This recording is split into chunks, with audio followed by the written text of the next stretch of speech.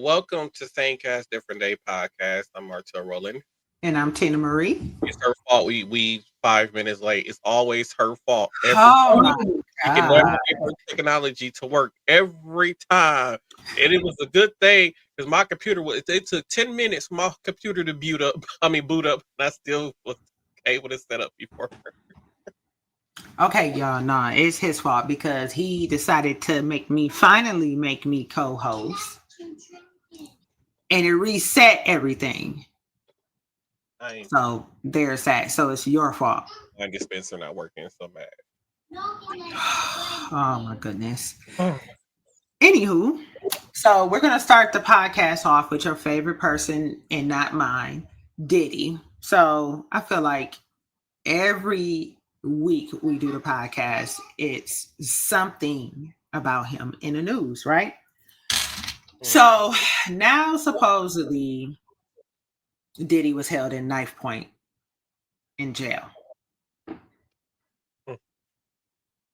So Diddy's longtime friend, Charlucci Finney, I think that's how you say it, told the Daily Mail that Diddy allegedly woke up with a knife to his throat inside his Brooklyn jail cell at the Metropolitan Detention Center. So Finney believes this was a warning to Diddy, because Finney is saying that if the person really wanted to do something to Diddy, that it would have been done. So this person believes that it was just kind of like a warning to Diddy, and they standing on that it actually happened. So what you think about that? Oh, can't hear you. Can't hear you. I was thinking about the wrong person. He got what he no, that's the wrong person still.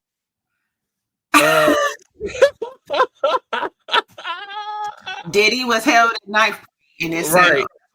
So I'm actually surprised somebody was actually able to get that close to even do something like that. You'll think that even though he's in jail, he'd have some type of extra guards around him, like what they call the people.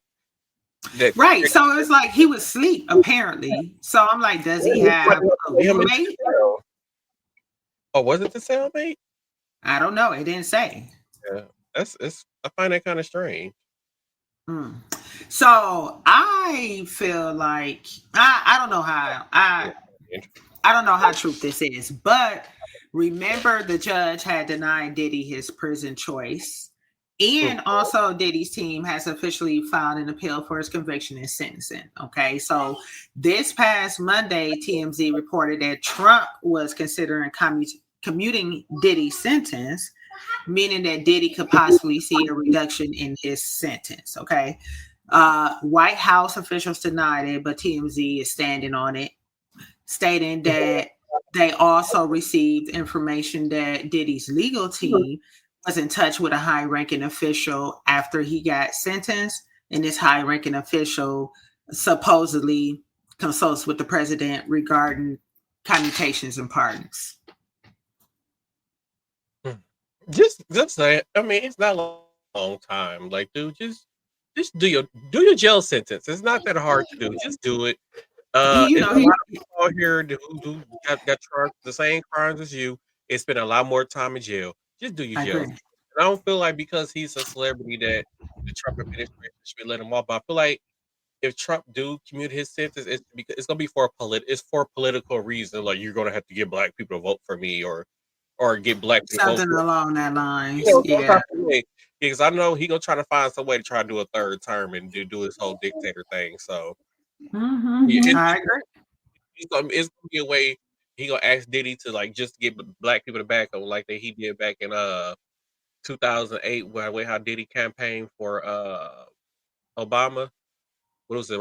They was doing Rock Your Vote or something like that back then. Is that wine? I don't know what you're talking about. So they was doing Rock Your Vote or something back then.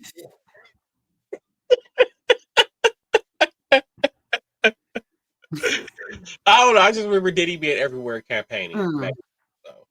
He was. So somebody else that I really hate seeing in the news all the time, Robert F. Kennedy. Jr. So we came across a clip of RFK allegedly claiming, allegedly calling Trump and his supporters outright Nazis. Take a listen, and we're going to discuss. One of the things that you write so beautifully, and your stuff is so fun to read. But you write about Trump. Quote, the way that you build a truly vicious nationalist movement is to wed a relatively small core of belligerent idiots to a much larger group of opportunists and spineless fellow travelers whose primary function is to turn a blind eye to things. We may not have that many outright Nazis in America, but we have plenty of cowards and bootlickers, and once those fleshy dominoes start tumbling into the Trump camp, the game is up. One of the things that you write so beautifully, and your stuff is so fun to read, but you write about Trump.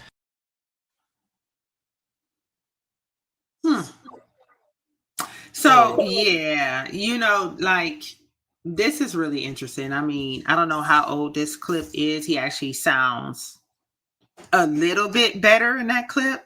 He still sound a hot ass mess to me. He still sound bad, but not as bad as I feel like the more recent clips that we are shared.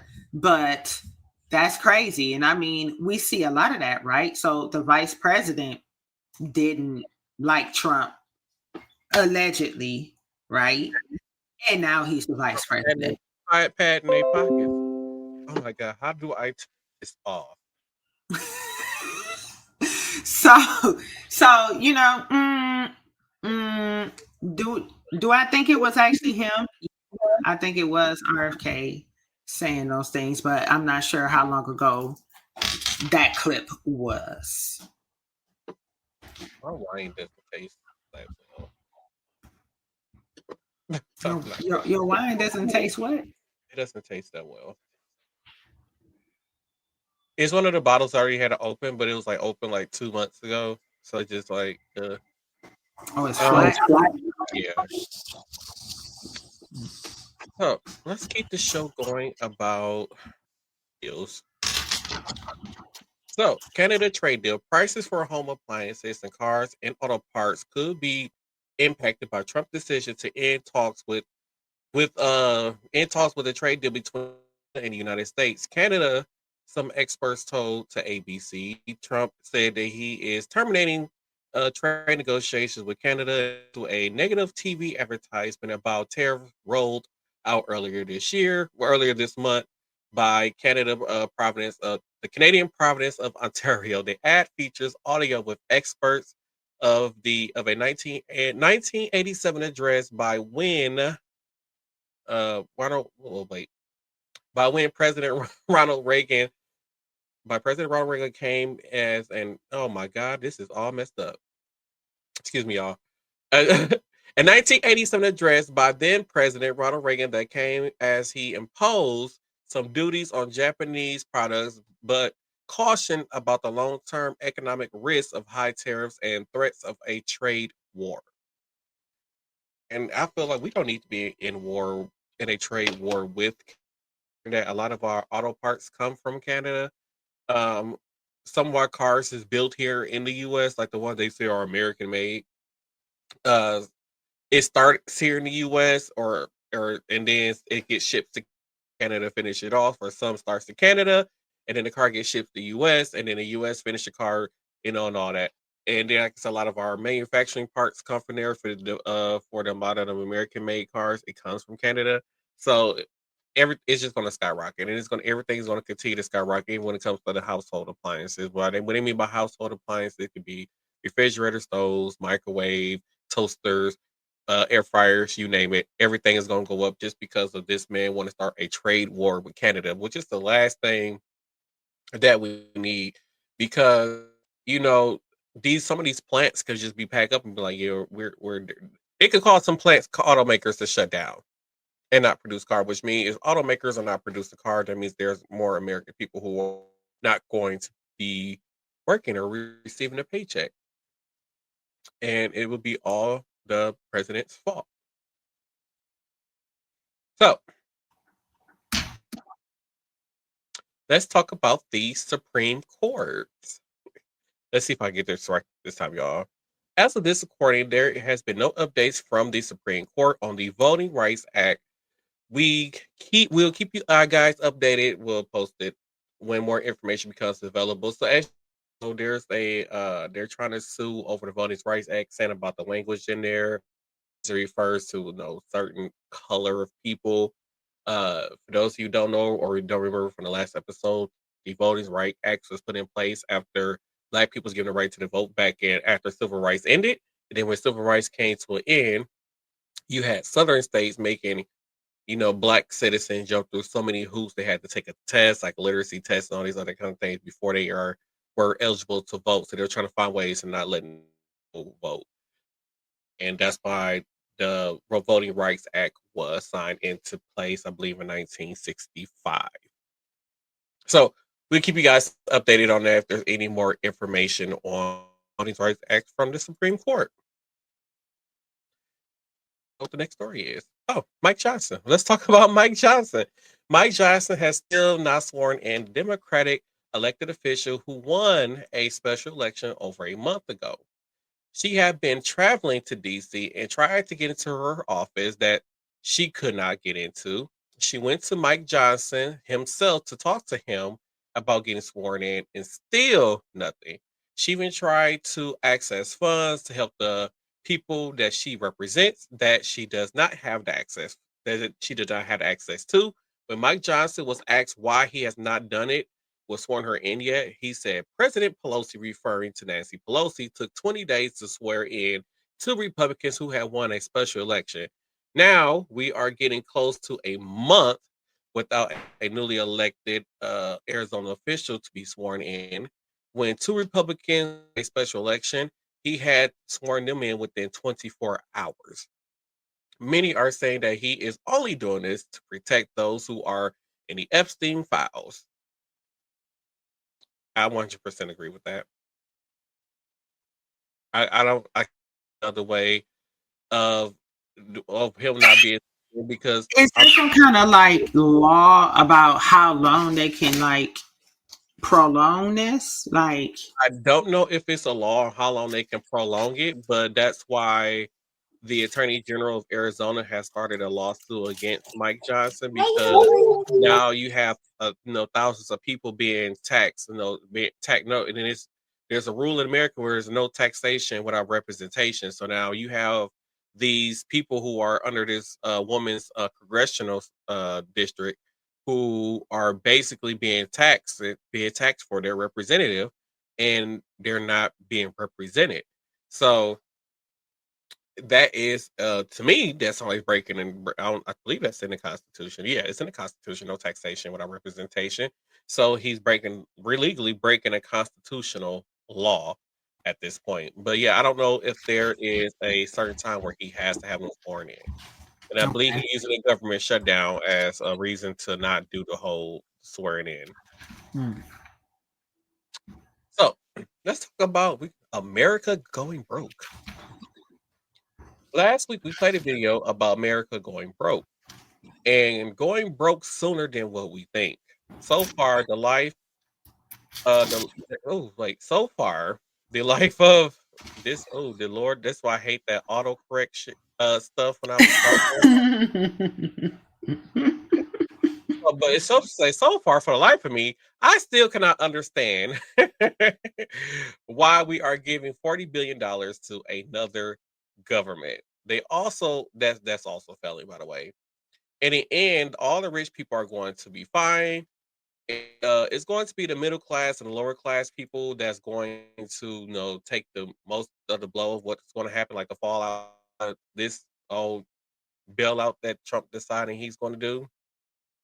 Losing their job, their houses, everything. It's going to be like 2008 all over again, but worse.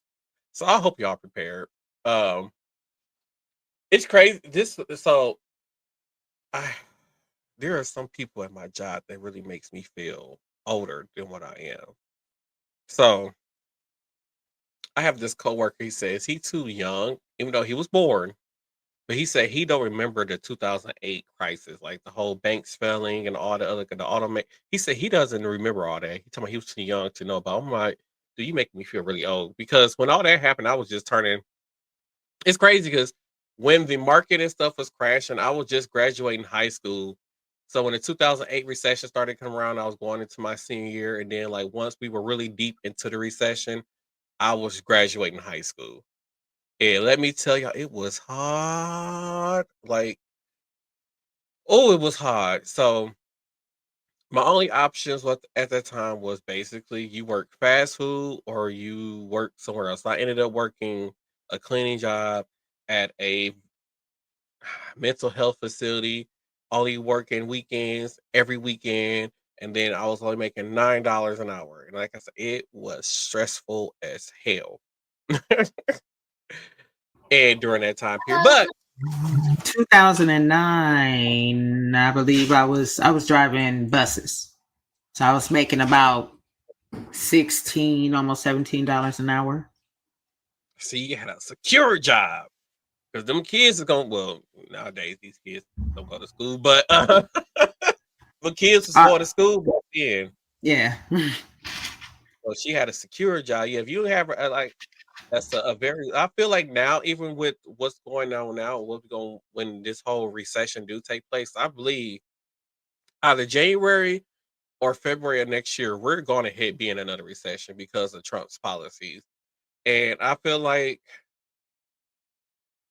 I don't know. There's really no protected jobs, to be honest, because he already got Medicaid and Medicare.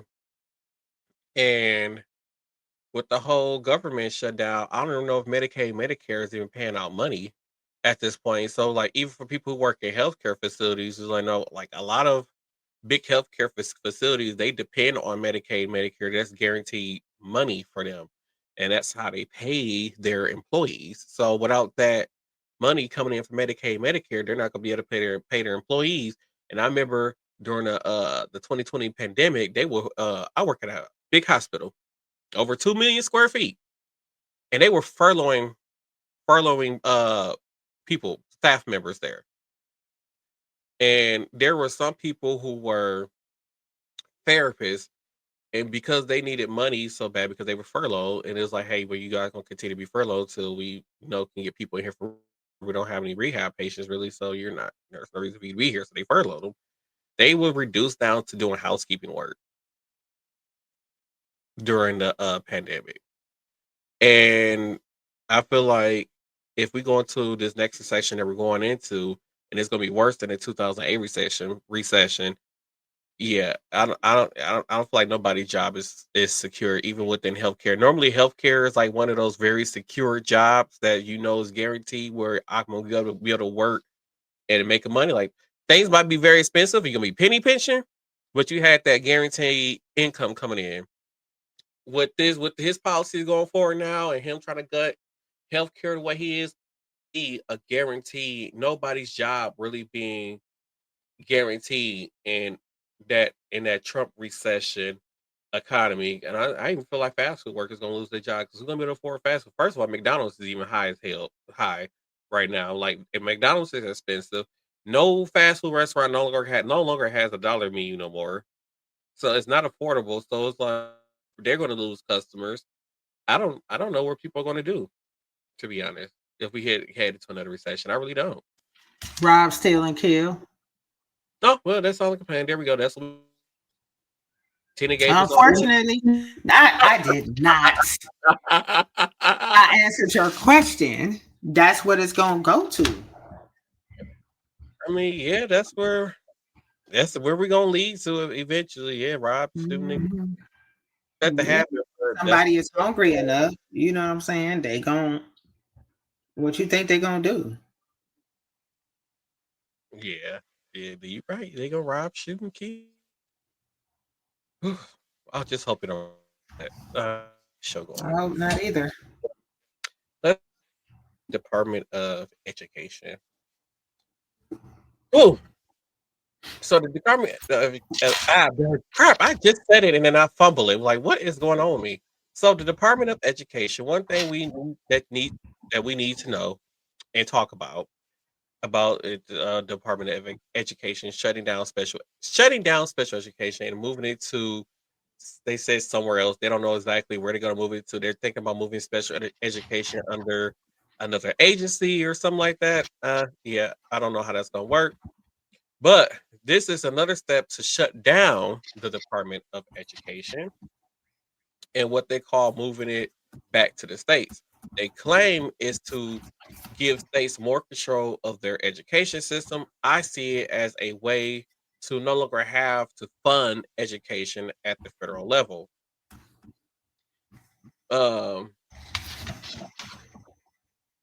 Which this could mean no more financial aid for lower income students to go to college, no federal funding for public education.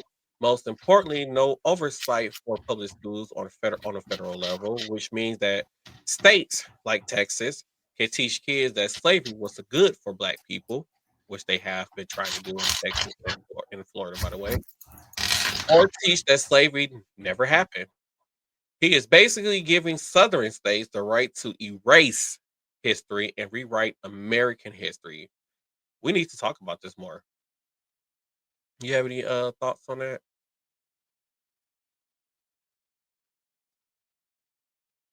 Oh, Tina. Sorry, I was muted.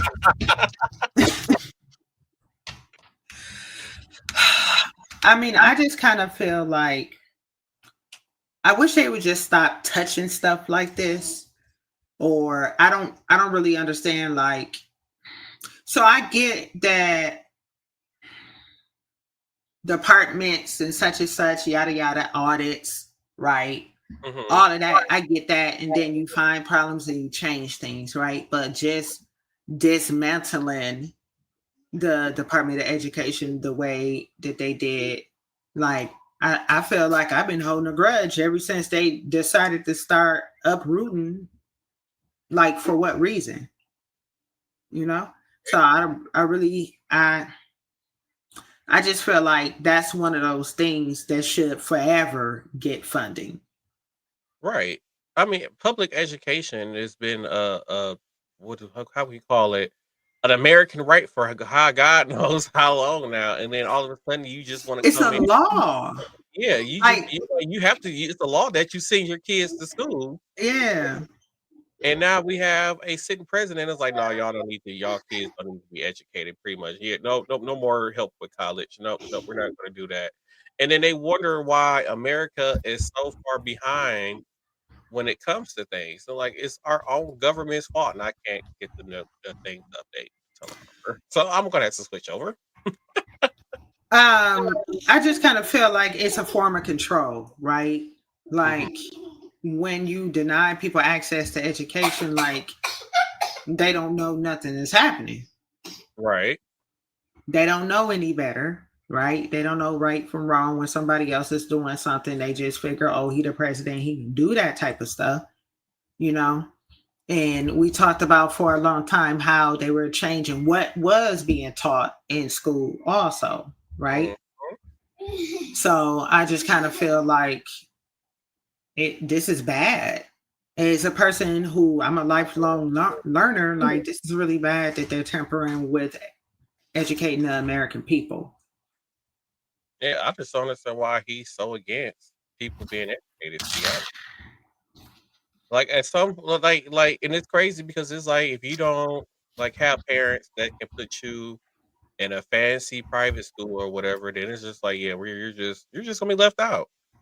Pretty much, and that's sad, and it shouldn't be like that, right? Because everybody cannot afford to send. It's already hard to send your children to college, but the other 12 grades too, Right. you got to pay for that too. Right. For them to get a good education. Come on now.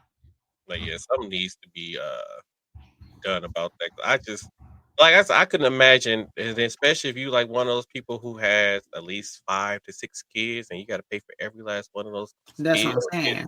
in basic education up until they are of a certain age. Like, I just don't. It would be cheaper for the mother to stay at home and homeschool them. Right. They might as well not go to work, because that's what you're going to work for, is to send them to school. Yeah, but then I think Republicans believe in women should be barefoot and pregnant. Sad. Like, only thing they're good for is having kids. And which I understand, like you need women to make the world continue to exist. That's all. Like I don't understand. Like why are you so against it? They just mad, man. That's child. That's that old. And especially process.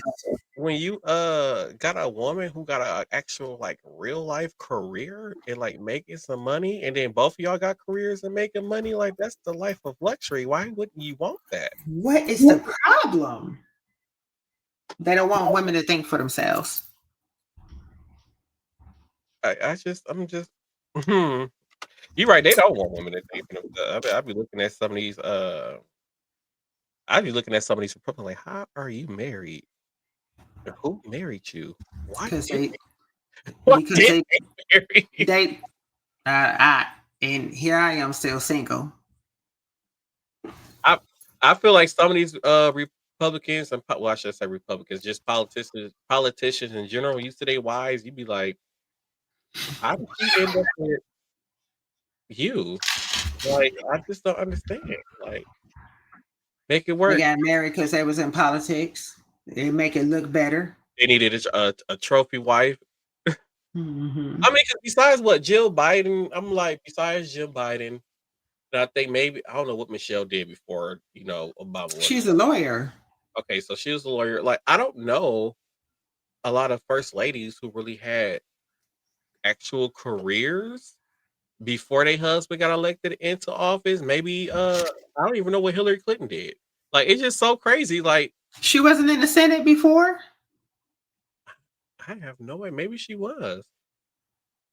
I felt like she was in politics. We have to do an episode on that. Like, what was first ladies? What did they do? Yeah, I think that. Melania Trump was a. Stuff. Crap! I ain't supposed to say that. She is the only first lady we see naked. I was gonna say model, but Okay, I guess that's a nice way to say it. Yeah. Okay. Moving on. So I got something you're not gonna believe. All right. So let's talk about incorrect test results. Right. This is the stuff for nightmares, especially when either way, if it's positive or negative, depending on what's going on with you, right? So a woman in Georgia and her 5-year-old daughter are going through a traumatizing time due to incorrect test results. The mother took her daughter to urgent care in College Park, that's in Georgia, because she was ill. During the visit, the healthcare team took a urine sample from the child and then informed the mother that her child tested positive for mother's gonorrhea and chlamydia. These are all STDs. They then contacted the police and CPS because they are mandated reporters. The child was subsequently tested again at a different facility, and the results were negative for the STI, the sexually transmitted infections. Yikes. Okay, wait, hold the hell on. So did they get the test results mixed up with somebody else's? Like, how did y'all get all this test from a toddler? Like, so whatever healthcare facility it was, they stated, just like where I work at, right? Mm-hmm. We use a third-party lab, and they take the samples and do whatever they need to with it, right? Now, I will say that, the lab that we utilize, if it's like a mismatch in like order versus the name that's on the label, or, like any little thing, they contact us to get a clarification, right? To make sure that they do get the most accurate results, right?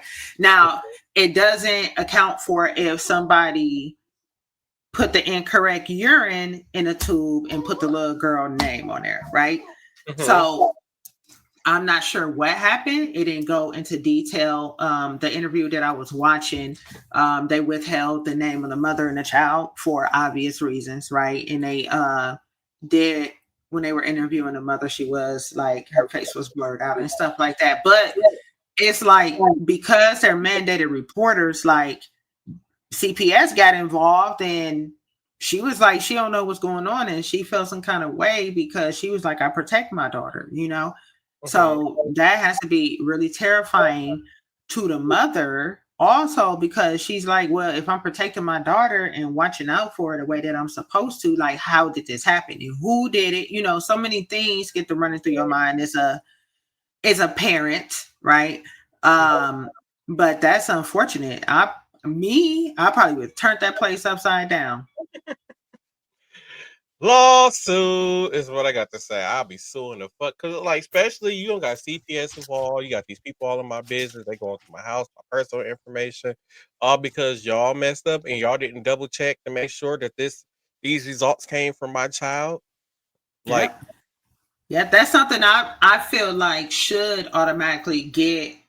We're gonna do confirmatory testing. We're gonna do it again, right?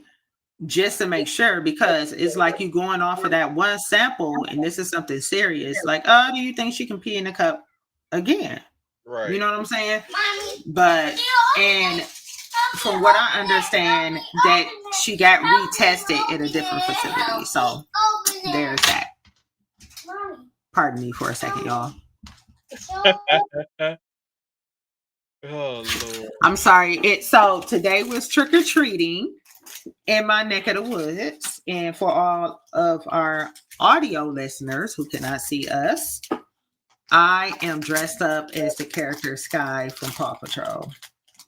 I am not dressed up at all. And my little guy here dressed up as Chase. And now he wants to eat all the candy. Oh. It's going to be more of that later. Oh, goodness.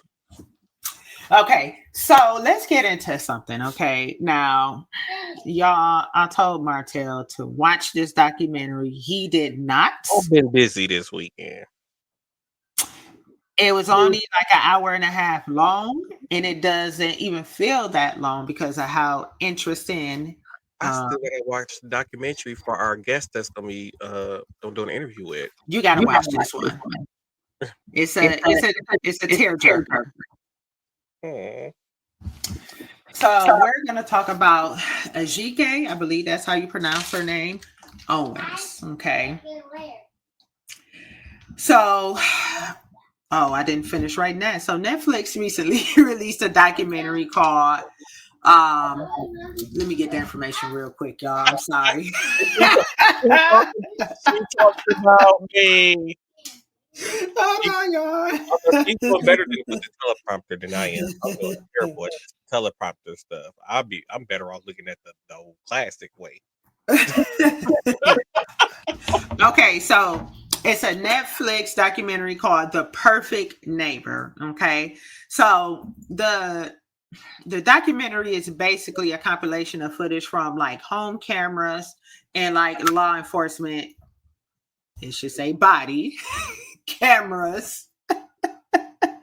So, and it basically, the way that they put it, it was some excellent production. I'll be honest, like the way that they put this together, and it was all like surveillance video, like everything, right? And the way they put it together and told the story was phenomenal. So they basically told the story of Ajike Owens, who was shot and killed through a door by her neighbor, Susan Lawrence, on June 2nd, 2023. So Lawrence had a long history of calling the police on the children in the neighborhood when they played in a field that was next to her house, right? So this was in Florida, right? And their community that this happened in, they live in something called quads. I don't know if you ever heard of that, right?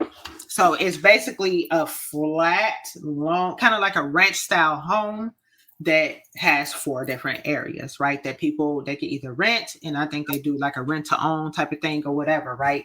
So the empty lot with a lot that they were playing in did not belong to the unit that she stayed in. It belonged to the unit of an older guy who didn't mind the kids playing there, right? It was a really big open field. They played football a lot of time, tag, hide and seek, things like that, right? So, and there was a lot of kids in the neighborhood, but she would always yell and scream. She's gotten into it with the parents in the neighborhood. She called the police on multiple times. Every time the police come out, like you see it on, hear them talking on a body camera, like, you know, she need to just leave the kids alone. She shouldn't do that. They're just trying to play. Like, this is a conversation that the police officers are having with each other. And then, you know, the police officers are going back telling them, hey, you know, you guys, you know, if it's okay with the guy, that's fine, but make sure you're not on her property, okay? So on this particular night of June 2nd, 2023, Owens knocked on Lorenz's door after her children told her that Lorenz had thrown a pair of roller skates at them. So when you watch the documentary, it was a pair of roller skates that got thrown in. No, before that, it was an iPad, I believe, or something like that, and a pair of roller skates got thrown, right? So, Ajike Owens came to Lorenz's house to confront her about that. Well, I don't want to say confront, but, you know, at this point, it's been so many negative interactions between the neighbors and her. People are tired of her harassing their kids, right? So, Lorenz, when Owens was knocking on her door, ringing her doorbell, Lorenz called the police, and then 2 minutes later shot her through the door. Okay. Spoiler alert. It did kill her. Okay. Lorenz was taken into custody, questioned, and then later released. Okay. Then the police conducted their investigation and doubled back and questioned Lorenz some more because there was a lot of inconsistencies in her story. Like, she told them that Owens came to her house and was like beating on the door, being loud, yelling obscenity. She was scared. She called the police, and she said it felt like it had been 10 minutes of Owens pounding on her door before she shot the gun through the door, right? But in reality, it was only 2 minutes, right? So she was saying, well, that's how scared she was because the 2 minutes felt like 10 minutes, right? So she basically said she was fearing for her life, right? And in the state of Florida, they do have the stand your ground law that allows people to use deadly force and self-defense in certain situations without fear of criminal prosecution, right? So you have to like fear for your life, right, to use this deadly force. Now, this stand your ground law also has been linked to increased homicide rates, right? Makes sense. It just makes sense, right? So this is the defense that Lorenz was trying to use, right? So, like I said before, during the investigations, officials began to see inconsistencies in her story. She went to trial, and a jury later found Lorenz guilty of manslaughter, and she was sentenced to 25 years in prison in 2024. Y'all got to watch it, okay? So 2 years later, they do have a GoFundMe out there. It's been 2 years after their mother was killed, and Netflix released a documentary. So I seen a lot of things where they were catching up on how are her children doing. She had 4 children. And it's really sad, right? Because she was like, they saw her get shot. Right. You know, it has to be a very traumatic experience to see as a child. Right. Yeah, they saw her get shot, and later was told, I don't know, it couldn't have been much later after that she had died from her wounds. So if you guys haven't watched it yet, go ahead, get on Netflix and watch The Perfect Neighbor. it's like you're gonna cry. Mm, mm, mm. I'm going to make sure that I watch it Please because do. I still need to finish the Katrina documentary that they did like 25 years later, and they actually interview people who were there when the hurricane and stuff hit and the aftermath of it. So I'm still in the process of that. I think it's only like 3 parts of that. So I'm on the last episode of that. And then I Oh, still okay. watched the the one about the carnival ship that got straight out in the middle of the ocean, and it was like ET piled up and stuff everywhere. That's on Netflix. I didn't Also, know that happened. yeah. So Hmm. that's on Netflix. Also, they call it the shit ship when it was all over the news. So in social media. So yeah, I got a lot of stuff to get caught up on, and I am working on. I didn't. We have not confirmed as the exact day and time, but I am working on an interview for someone who is running for the Senate in Alabama. Hmm. And speaking of government, let's talk about this government shutdown.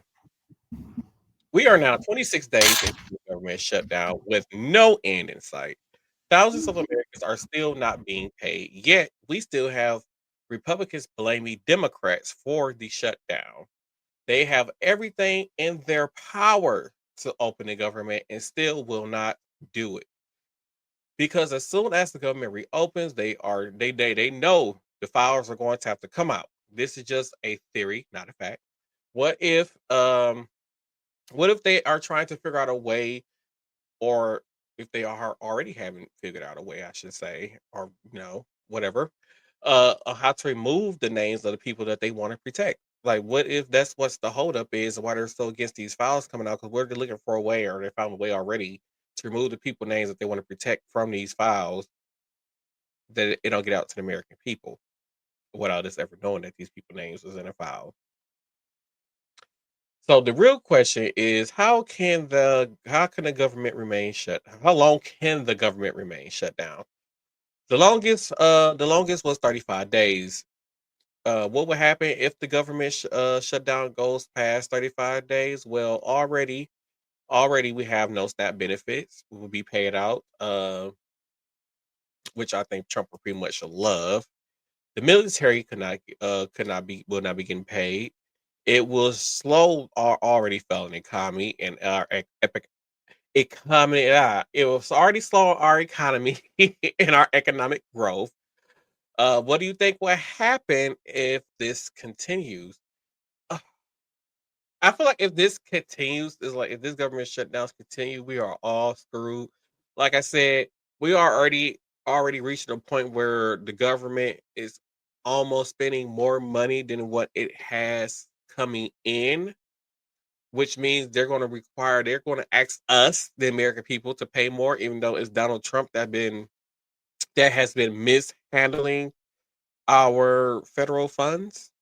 And like I said, and it's not like he's not getting small amounts. Like the state of Wisconsin alone paid almost $70 billion in 2024 in federal student, I mean not federal student loans, in federal taxes. California, I believe they paid $80 billion in federal taxes. So it's like you're getting all these billions of dollars from Democratic states, not Republicans, because Republican states do not generate enough federal tax even pay for their own food stamps and SNAP benefits and everything that goes out to their people. So those people, those are Republican states that receive them SNAP benefits, just know that them SNAP benefits is coming from Democratic tax paying states, by the way. But yeah, yeah, and I'm like, it's only gonna get worse. Like I said, they're gonna want to tax more of the American people. And my brother had brought something to my attention, and then I thought I was the only one who thought about this. So when you're on a highway driving, you're going south towards Chicago, you get near downtown. There's this big old sign that says the national debt and how much the U.S. owes in this national debt, and then it says how much each person in the United States owe. And like, how do I owe this money? Because I pay federal taxes all year long. I pay state taxes all year long. I pay Social Security. I pay Medicaid and Medicare that comes out of my check, and I don't even get this stuff. I pay for a lot of stuff that come out of my check. The fact is, I went through my pay for this year, and like I said, I'm not the person. I don't make hundreds of thousands of dollars. I don't. But the fact that I pay with the money I make now I paid nearly $15,000 in taxes and paying for healthcare and all these other kind of things. $15,000 this year. Or the last time I looked. I don't know, this few months ago, the last time I looked, but it was like $15,000 at that time. And I'm like, how do I owe this money? If I'm paying my fair share, how do I owe what it said, like $99,000 per U.S. citizen or something like that? Nope. It's at $102,000 per U.S. citizen now. I believe the last time I saw it. How do each U.S. citizen owe 102,000? Don't your best You friend ain't never gonna get it out of me. exactly? Don't your best friend Elon Musk got the money? Just ask him for the money. I mean, y'all Apparently, we got the money while we bailing other countries out. right? Those I'm like y'all. I'm just to understand, like we y'all created those to do all this federal cutting and saving money and slashing and doing this and cutting programs, doing this and doing that. How do we still owe this money? Where did the money go that y'all saved? Is what I want to know. Oh yeah, that's right. It went to your friends because you get them tax cuts. So we're in debt because you gave your friends tax cuts because they don't have to pay taxes. A person that make $15,000 a year is paying more in federal taxes than somebody who make $200 million a year. Make it make sense. Make it make sense. So let's talk about SNAP benefits. So Trump will be using SNAP. Would he be using Trump will be using emergency funds He will not be using emergency funds. Emergency funds to keep that going because he wants the poor people to starve. This is my personal opinion. That's what I think. Instead, he will be using the funds to pay ICE. That's what he's using the funds to pay ICE. Deporting people is more important than making sure that people have food to eat. SNAP benefits run out in a week. Come November, you are not going to be getting any SNAP benefits. So please start making plans. Start reaching out to figure out where your local food banks are, and let's just go through these times. Like y'all know, y'all got if you got the money, you got a hungry friend who got some kids or something like that. Don't donate.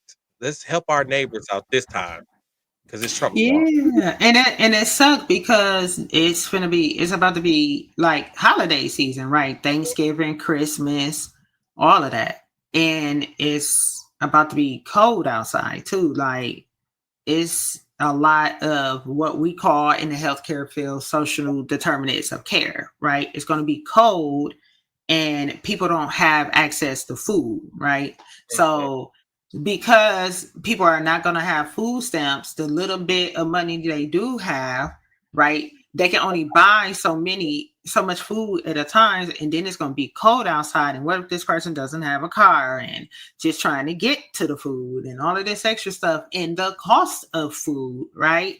So it's a lot. We talked about even take it to a family to McDonald's. Like my family of 5, when I go to McDonald's, is at least $50 something for one meal. When it used to be, you could feed a whole family of 5 for $20 at McDonald's. That's it, So it's crazy. And like I said, if you are don't be scared to reach out, and if you need help, like please reach out to somebody. Let's work as a community to get each other through this. So let's talk about the East Wing. So Donald Trump has completely destroyed the East Wing of the White House. It is gone. It is going to be built. It's going to be built and replaced with his $300 million ballroom. Like, why does the White House need a ballroom? I don't know. Trump is being sued over the demolition of the White House East Wing. A Virginia couple, Charles and Justin Voorhees.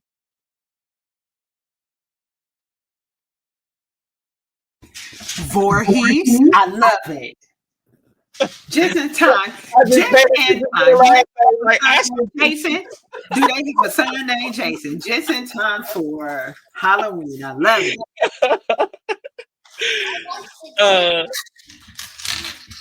On Charles and Justin Voorhees filed an emergency motion in federal court on Thursday, seeking to halt the project, alleging that it violates multiple federal preservation and planning laws. The White House is a historical landmark, which I believe a commission has to give the okay for something to be torn down and cannot involve government funds. The White House spokesman A White House spokesman said that Trump has full legal authority to modernize, renovate, and beautify the building. Why could he just not build it somewhere else, build it somewhere else on the White House ground, or just add it on to the White House like they did with the Eastern the wing is the East and West Wing when they did with that? He has erased so much American history by doing this. In my personal opinion, I think it's going to look very stupid because the ballroom is going to be bigger than the actual White House. And then on top of that, no average person will ever have the chance of going visiting this White House.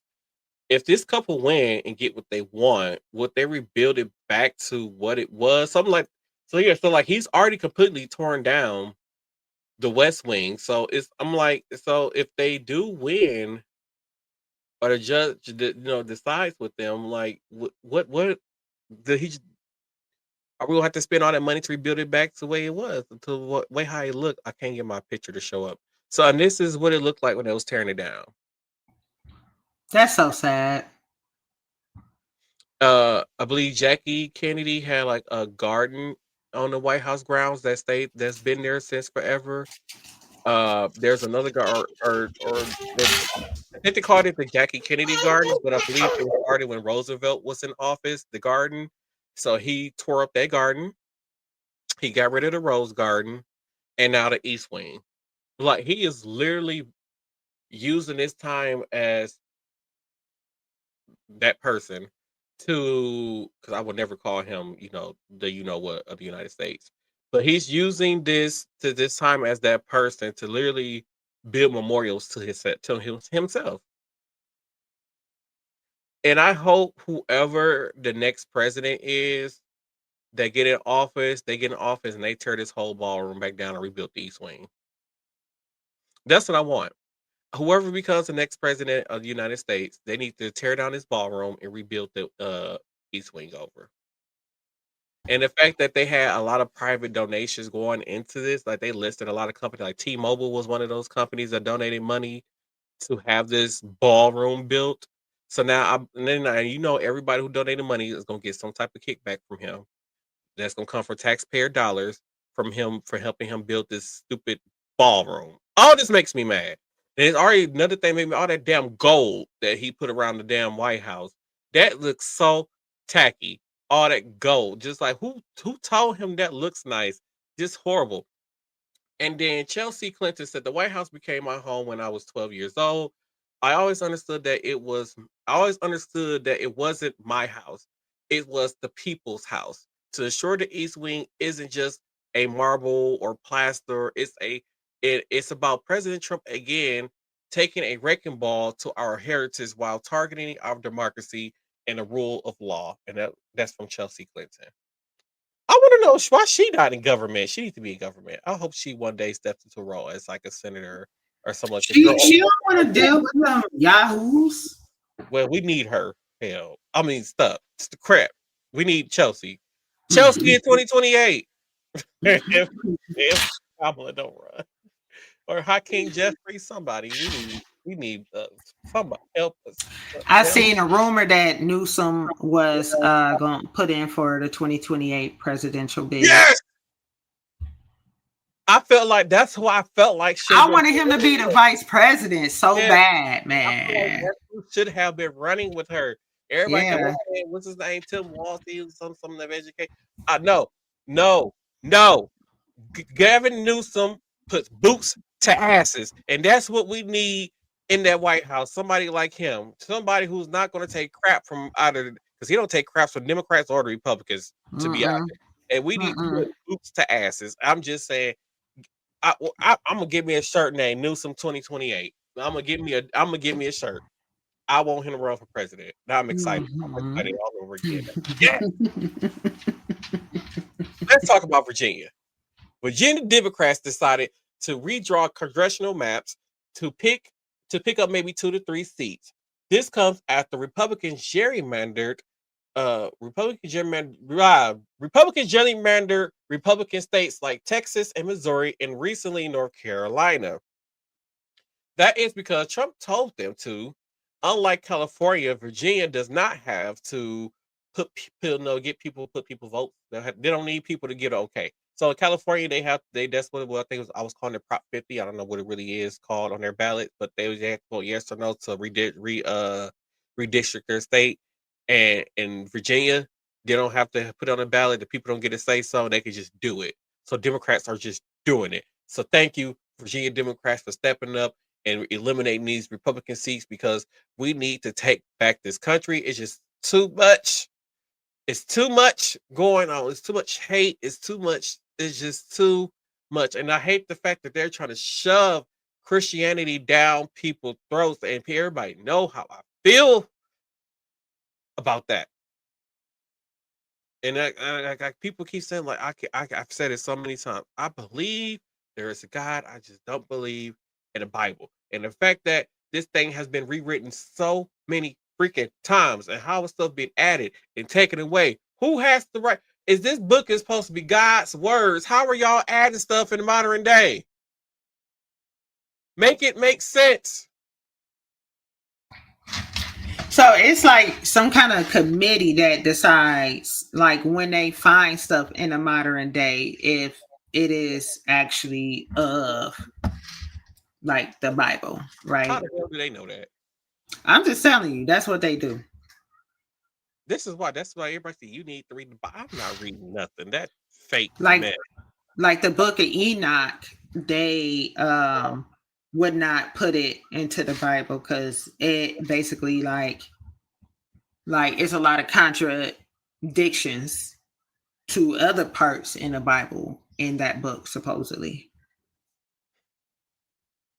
That's why I can't do it with religion. I can't. I just can't. Like I just really can't. Just letting you know. This is, and again, to me, it's like control, right? Because we're all human beings. Like, how y'all deciding? Exactly. Like it didn't. That's what said. Like y'all, it says something. Yeah, y'all. What they say? Because I don't know. Because I ain't never read the thing. They say it says in there that thou should not judge or whatever that all this and all these Christians do around here. All these Christians do is go around judging everybody for what they doing, and then behind closed doors, they breaking all 10 of the commandments that's supposed to be in there. They breaking all 10. That's a lot of Christians out there. You'll have keys on the wedlock. They not honoring their mother and father. They all kind of, I don't know what else is in there, but that's the only thing I know that's in there. But I'm just saying, they doing it. Let's talk about Wisconsin lawmakers. Because some of them are idiots. Cavalier. Wisconsin lawmakers propose speed limiters devices. These devices will stop cars from going over a certain speed. Anybody who was convicted 2 or more times of reckless driving in 5 years will have to have this device and only can operate vehicles with these devices in them. I think this is about the dumbest idea that I have ever heard because would this work for older cars? First of all, and then, They did it. They put it on the school buses I used to drive. okay, so yeah, it worked. Okay, but would these work on cars that's built in the 90s and the 80s? I don't see why not. And then my whole thing is like, you can put it. It's like, oh yeah, they got to do something. I'm like, so what if they is driving a car? It doesn't have this thing. And how you gonna know they driving a car without the thing being in there if they don't get pulled over? You don't know. That just like I just think it's a very dumb idea and a waste of money. And they act like the person who's on it, they're the ones supposed to keep up the maintenance and everything like that. But then on top of that, it only lasts a year. So if I get two reckless driving things within 5 years, I can have this thing in my car for a year. Like I don't feel like that. What kind of punishment? I gotta drive the speed limit. That's punishment. I don't think that's punishment. Like that's art. No, It's another not punishment. it's not. It's not. Another part. Donald Trump pardon just Chang Ping Zoha Chapang. So I don't know how you pronounce his man name. Zoha. Champagne Zhao. Chow. Chow. That's what it looks like to me. Champagne Chow. Well, I was gonna say champagne, but I don't think that was gonna be right. So he founded the cryptocurrency exchange platform in 2017. He pled guilty to enabling money laundering in 2018, according to NBC News. So why are we letting a man like this out of jail and not serve his jail time? Who was like, yeah, money laundering, good. Like I don't get that. But anyway, Tina hound me and made sure that I put this. I think this is the last story. She made sure that I put this story in here for y'all because she was like, y'all had to see this. Y'all had to see this. It's so funny because I sent the video to her, and then at 3:00 in the morning, she sent the video to me, not knowing that I sent the video to her. But let's play this video, and then we're gonna come back and discuss the world's dumbest criminal. What was his name? Oh, Ryan Porter. The world's dumbest criminal, Ryan Porter. Let's Here in our lovely city. yeah, in the city of yeah. A shocking wake-up call today in what's typically a quiet Milwaukee neighborhood. FBI agents with guns drawn during a raid at a River West home. 12 News' TJ Dysart is joining us live tonight near Pierce and Center. TJ, a chaotic morning for neighbors there. Yeah, Deanna, one neighbor calling it a scene out of a movie. One of the men seen in handcuffs speaking exclusively with 12 News after his release this afternoon. It's a quiet Wednesday morning at this River West neighborhood at Pierce and Center. That is, until the FBI shows up. There was a large bang. Flash grenades, federal agents, and a large armored vehicle swarming around this home just before 7:30 a.m. There's the bang of the flash grenade, and I look out the window and there's 5 red dots on my face. That's 35-year-old Ryan Porter, one of the men at the center of this raid, talking one-on-one with 12 News hours after agents hauled him away. Walk downstairs and, there's guns everywhere. You can see him here, hands in the air, later in this video, handcuffed. He says he was driven away to the FBI field office in St. Francis. I think this is a little excessive, you guys, but I mean, come to find out, they did a bunch of raids this morning because they are trying to knock down this network of narcotic dealers, traffickers, and things like that. Porter says agents questioned him for nearly 7 hours before letting him go. They didn't charge you with anything. No, they told me they didn't have an indictment against me. They were tapping my phone for 6 weeks. They told you that? They told me they were tapping my phone and they were surveilling my house on Center Street for like 6 weeks. Check out this neat pile they left everything in. Porter showed us this video of the aftermath of his home after he says agents searched for drugs. Even though I told them the code to my safe, they blasted it open. When we asked Porter if he's ever sold drugs, he didn't hold back. So you don't know of any drug selling? Yeah, I sell weed. But that's it. Yeah, sell a little cocaine. But says he isn't who the FBI is really after. So you're innocent then, basically. I mean, more or less. Like, I'm small potatoes. All right, TJ, a lot to unpack here in this interview. Did FBI agents or anyone from the office say what they found inside that home? Well, they didn't give us any specifics, Deanna, but a spokesperson with the agency says they conducted what they call court-authorized activities in this area. That gotta be the funniest. He definitely live in the River West neighborhood. 100%. What is happening, bro? Well, I sell weed. Like A little bit of cocaine. So when me and Tina talked about this earlier, I was like, she was like, he snitched on somebody. That's how he got out. He snitched. He just said that I'm small potatoes. They looking to take down. I'm like, what? This man is just like on air saying all of this, bro. What's happening? Do you not fear for your life? What's happening? I would not be surprised if there's like a news story within 2 weeks said Ryan Porter is now missing. If you see Man. Ryan Porter, We're gonna have to keep an eye on him. That is crazy. that is the definition Yeah, I sell a of little world weed, a little bit dumbest. of cocaine. I'm like, yeah, I sell weed, a little cocaine. Like, What is happening? oh my god. Okay. Ooh. Okay, let's head into final thoughts because I got to get ready to watch the Packers versus the Steelers. So let's go ahead into final thoughts.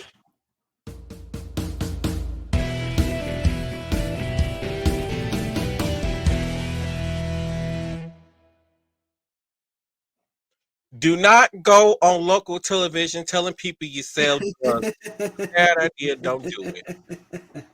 Well, 1 week remaining. Please, with this whole government shutdown thing going on, y'all. Please, do not be afraid to seek help if you are one of those people who receive SNAP benefits and you are worried about how you're going to feed your kids. Please do not be afraid to reach out to somebody and make sure. I'm pretty sure there's resources to food banks and stuff like that. If you need any assistance, you can I call need 211 too. and they can direct. Yep, 211 to direct you to somewhere to get those food assistance. Gavin Newsom, please run in 2028 to get us out of these crazy times, if that's true, because we need it. It's this world. I shouldn't say this world. It's just this country. It's that man that makes me hate being an American citizen, and he makes me embarrassed to be an American citizen. And I hope that these MAGA people just wake up and be like, yeah, we messed up and we're going to help you guys fight against him, because I don't understand how a group of people who scream so much about freedom and justice and all these rights that we have, and yet y'all okay with a dictator. Like, make it make sense to me, because it don't make sense to me. So I want you guys to make it make sense to me and why you will support someone who wants to be a dictator. And then that's my final thoughts. My final thought is going back to that whole documentary. Like, that really made me feel some kind of way. Especially because the individual that shot and killed the other neighbor, she was white, and the deceased individual was black, and it was like nuts. Like, it was like all of this stuff going on. They saying that it was, they released her because she was white and, stand your ground law and all this extra stuff. And the lady was just nuts. Like, I feel like if you have a problem with children, go live somewhere that don't allow children. She was old enough to be in a senior living facility or something like that, assistant living facility or something like that. It's the way of life. Like, kids are going to be born. That's how we as a species continue to stay on this earth, so just be careful and, watch the people that your kids are around, and that's my final thought. Yay, final thoughts. Well, it's that time where it's that time where the show has to come to an end. I want to thank you to the people who popped in during the live. Thank you so much for supporting the show. If you're listening to this or watching the replay of it, please make sure you hit that like and subscribe, support the show. And we will see you guys on the next episode of Same Cast, Different Day Podcast.